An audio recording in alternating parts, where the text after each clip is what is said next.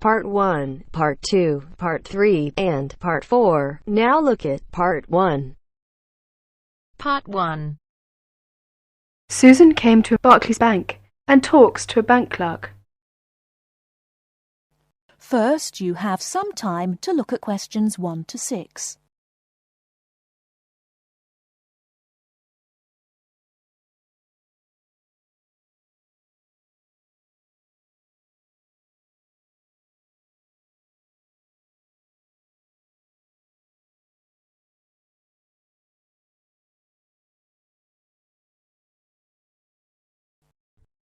Listen carefully and answer questions 1 to 6.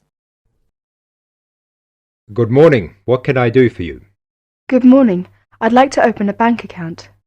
What kind of account do you want? I'm not quite sure. I'll be a college student. I simply require a safe place to keep my money and easy access to it. Can you recommend an account for me? All right. Do you get a grant? No, I will be supporting myself. I see. You could open an instant account. What's an instant account? Basically, it's an interest account. It has all the usual current account facilities such as a cash card and a deposit book, except a checkbook, and pays competitive interest on your account when it's in credit. There are 2 levels of interest for this account. If your balance is up to £500, the interest is 5.25%. If your balance is 500 or over, it attracts an even higher rate of interest, which goes up to 7.25%. You will receive a cash card for our machines, so you can withdraw money with the card from any machines or any Barclays branches when the bank is closed. Oh, I see. How can I withdraw money if I have no checkbook?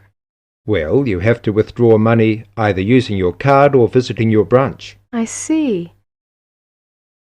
Before you hear the rest of the conversation, you have some time to look at questions 7 to 10.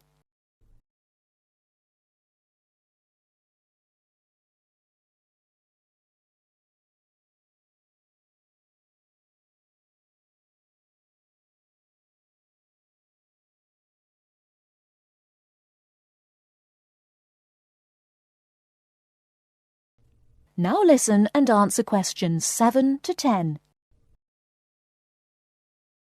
How can I find out how much money I have in my account? You can ask your branch and tell them how often you would like to receive your statement, which provides you with a permanent record of income and expenditure. It will show every transaction on your account and the balance remaining at the end of each day. You can also use your cash card to check your balance. That's fine. I think I'll open an instant account. That is the end of Part 1. You now have half a minute to check your answers.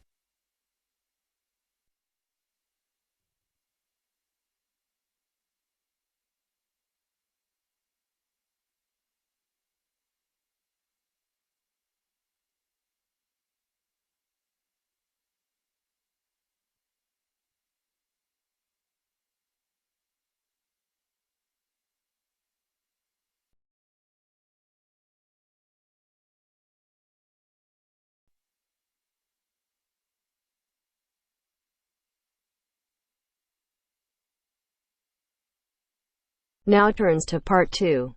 Part 2. You'll hear someone talking to a group of university students. First, you have some time to look at questions 11 to 17.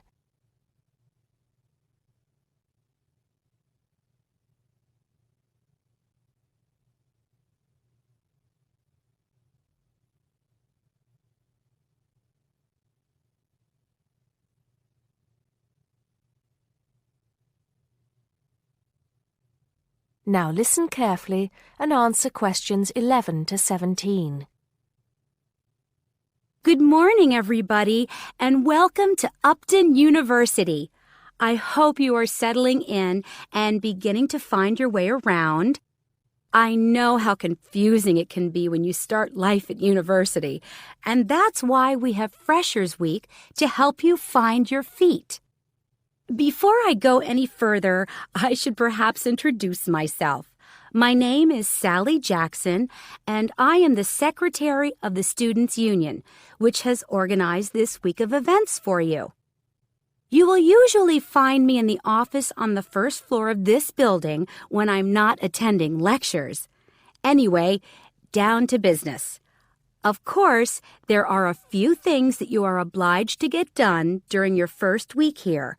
But once you've opened a bank account, if you haven't got one already, seen your director of studies to discuss which courses you are going to take, and signed up with a doctor, there will be plenty of time left to enjoy the events we have arranged for the week. And have we got a lot lined up for you? Throughout the week from Monday to Friday, every morning starting at 10 a.m., there will be orientation and welfare events. These will include tours of the campus, which, as you have probably noticed, is the size of a small town with 9,000 residential students, as well as sessions on developing study skills. We also have tours of Upton itself arranged for you, with a bus leaving from outside this building every afternoon at 5 o'clock. There are a number of interesting things to do and see in and around Upton, so you can expect visits to the castle and museum as well as the popular Ghost Walk. You'll need to sign up for this one, as numbers are limited. Just put your name on the list on the notice board in the entrance lobby. An important event is scheduled for Monday, that's the day after tomorrow, when we will be holding the academic fair. This is an opportunity for you to speak to students and academic staff about the courses that are on offer. The academic fair starts at 1 o'clock, by the way. There are a couple of other fairs that I think will interest you. First of all, we have the Societies Fair on Tuesday the 16th, which I think is an absolute must. You might not believe it, but the university has over 150 societies and sports clubs you can sign up for, so you are sure to find something of interest to you. That also starts at 1 o'clock, and it will be here in the Union Building. Also in this building is the Trade Fair on Wednesday from 2 until 5 in the afternoon. This one might sound a bit strange because you will find a load of banks and other businesses here trying to get your custom. You will find plenty of bargains and, best of all, a lot of the businesses give away stuff for free. Before you hear the rest of the talk, you have some time to look at questions 18 to 20.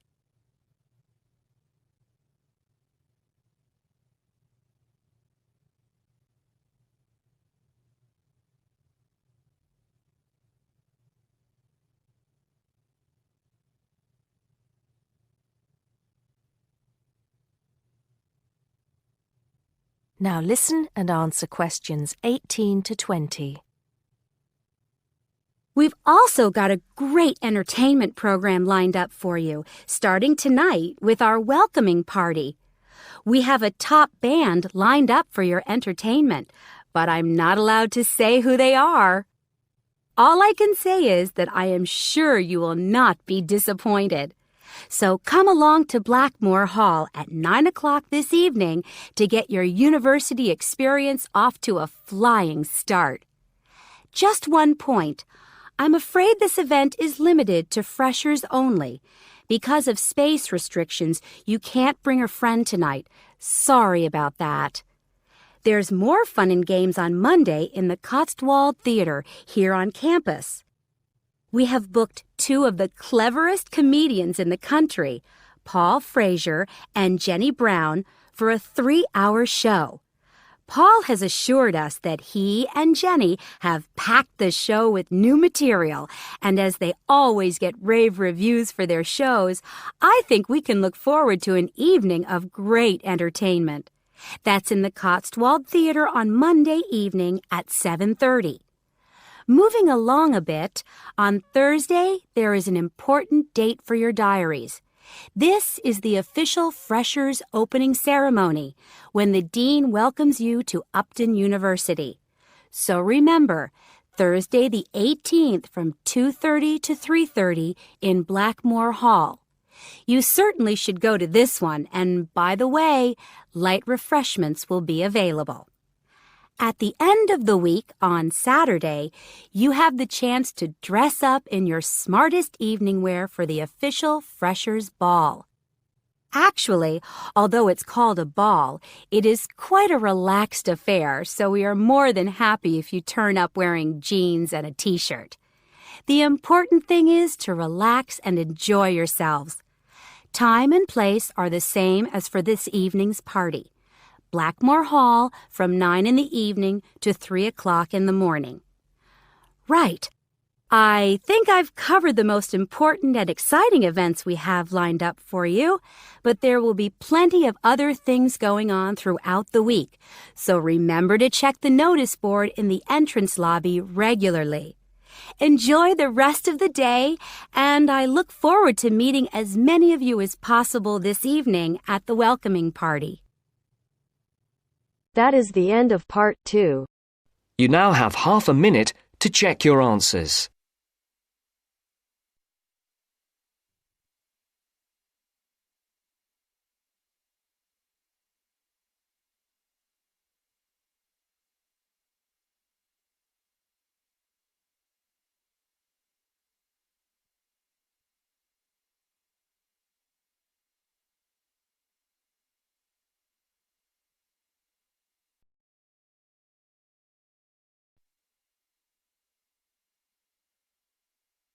Now turns to part 3.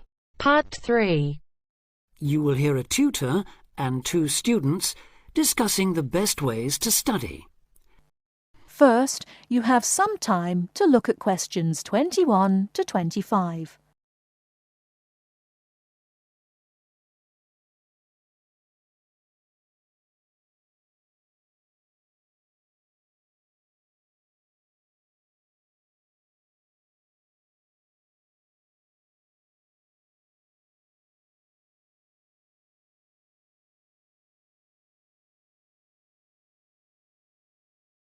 Now listen carefully and answer questions 21 to 25. Well, how are you both settling in? Fine. Yes, no problems. So far, anyway. Good. Remember that as your personal tutor, I'm here to help you if you do have any difficulties. Now, as you know, lectures start on Monday, so I thought we'd look at a few ways of making the most of them, especially in terms of the notes you take. Let's begin by thinking about what you can do before you even go to the lecture. Any ideas? Make sure you're up to date with all the background reading, so you know plenty about the subject already. Yes, that's essential. The lecturer will assume you have that knowledge. Anything else, Carlos? Well, check what the topic's going to be. Of the lecture, that is. I'd go a bit further than that and consider what the content may be. Then you could ask yourself some questions that you want answering and listen out for the relevant information during the lecture. Okay. Now that brings us to the lecture itself and the actual business of writing notes. But there's a lot to deal with there, so we'll come back to that later. What I'd like to do for the moment is continue with the process of note-taking and move on to the next stage. Any suggestions for what that might be? When the lecture is over, you mean? Yes, once you're able to sit down somewhere quiet with your notes. Read them? More than that, you need to make sure they'll still make sense to you weeks, months later. Edit them? Yes, that's what's needed. It's well worth spending a few minutes on it. Any missing words, anything difficult to read, things you didn't have time to jot down, now is the time to do so, while everything's still fresh in your mind. Right. And after that, when's the best time to revise them? When do you think, Carlos? I'd say just before the next lecture, in the same subject. Precisely. That's a vital time to look at them again, for obvious reasons. But it's definitely not the only time. When should you revise them again? A month later, maybe? Sooner, and much more often than that. I'd recommend you look at them again once a week. That's why it's so important they're complete and easy to follow.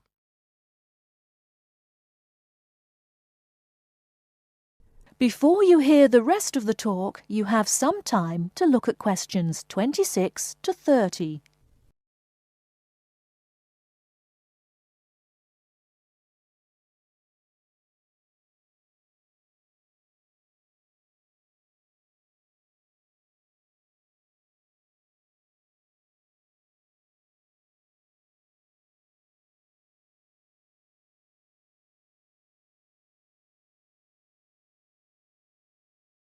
Now listen and answer questions 26 to 30. Right. Let's go back to note-taking and begin with the basics before the lecture has even started. What should you do when you walk into the room? Get a good seat, at the front if you can, where you can hear clearly and avoid distractions. Yes, though obviously others will have had the same idea, so it's as well to get there a bit early. So, when the lecture's underway and you're busy jotting things down, what should you try to ensure? That you're getting all the main points. And what if you don't catch something you know must be important? I'd leave a space. Then I could check it later, perhaps by asking a question at the end and fill it in afterwards. That's an excellent way to deal with it, yes. And there's something else I'd like to mention here. Talking about going through notes afterwards, it's absolutely vital that what you write is legible for one very good reason. It saves time. You'll waste many hours during the course if your revision is held up because you can't read what you've written. Okay, what else can we do to make listening and note-taking more efficient? Well, I always listen out for signpost words. Sorry, what are they? They're the ones lecturers use to say where they're going. A bit like a signpost at a road junction, I suppose. Things like, the first reason is, however, to sum up, and so on. Yes, they can tell you when something important is coming, and help you organize your notes, too. Is there anything else you can add, Carlos? There's something I think's very useful, but it's later, after the lecture is finished. Yeah, that's fine. Go on. Well, what I do is go through what I've written down, summing up the main points in a few words in the margin, on the left-hand side of the page. I try to use words that'll jog my memory, so that I can remember what everything's about when I look at them again. Yes, that can work very well. What some people do to review their notes is cover up their full notes from the lecture, maybe with a piece of paper or a card, and concentrate just on what they've put in the margin, trying to recall the details. Then they move the cover down a little and check whether they were right. Or you could put your main points on another piece of paper and clip them together. Instead of covering and uncovering, you just hold a page in each hand. Sure. It's down to personal preference, really. Everyone has their own learning style. That is the end of part 3. You now have half a minute to check your answers.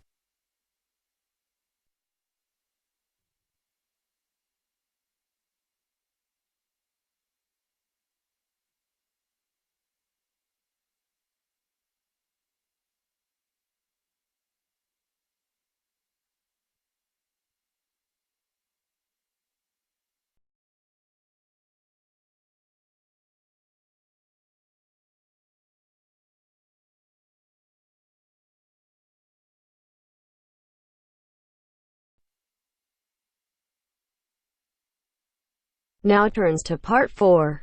Part 4.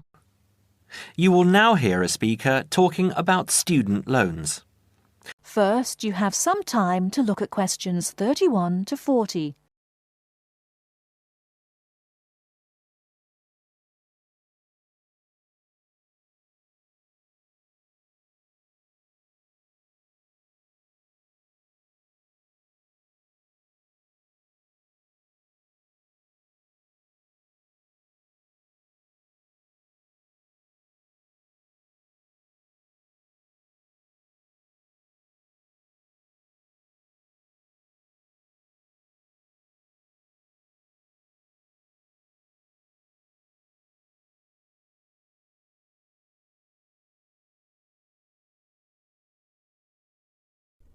Now listen carefully and answer questions 31 to 40. Thanks for turning up today and welcome to this short talk on student loans. What you'll hear from me today are a few starting points, which should guide you in the right direction for what is suited for you. I'm assuming that most of you have an account at a bank or building society that you can draw funds from. These funds will either be your own or through a loan you may have with the bank. You may even have a credit card you can use. If you don't have a bank account, I suggest you open one with one of the major banks. It's the best option as you will find major banks have more outlets. Within the city and in close proximity to the university are HSBC in City Plaza, Barclays in Ragdale Square, National Westminster in Preston Park, and Halifax in Hope Street. At this stage, I just want to inform international students that not all the services available for resident students will be available to you. As international students, you need to provide documentation stating that you have funds available to see you through the duration of your study.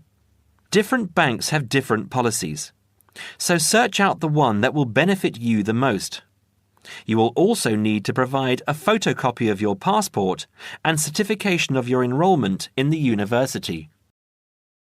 The most common way of taking out a student loan is either through the university or through a banking institution. If you decide to go with the university, again, you need to supply a certification of enrolment and passport if you're an international student, or if you're a resident, you will only need the enrolment details. One word of warning is that you need to be clear on the interest you will be paying on your loan. The interest level through some universities is almost as much as the loan itself, so if you borrow £10,000, you might have to pay back close to 20. Also, with student loans through the university, you have a limited time to pay them back, and this time is not flexible. You might have only 1 year. You might have 5. As I said, different universities have different policies. This university, for example, has an interest rate of 23.5%. It's quite high, but not as high as many of the other larger universities. The other option is to take out a loan through your bank. You will find that most banks will have lower interest rates than the university. They average roughly between 14.5 to 18.5%. Banks also give you an option of over how many years you want to make repayments. You can basically choose to pay it back in a year or in 10, even more if you are finding it difficult. Make sure you have an account with the bank you decide to go with. Either a current account or a savings account is enough. With either of these accounts, you can use your card to make withdrawals and deposits from automatic teller machines at any time, and make payments over the internet if you choose. You can also use Maestro, one of the systems which automatically take the money from your account at a time that you have specifically stated, and deposits it into a nominated account of your choice. You might decide to have £150 taken out each month, and each month this is what will happen. Also, check what fees apply with what services. Some services are free of charge, but they are few and far between. OK, so that's all from me.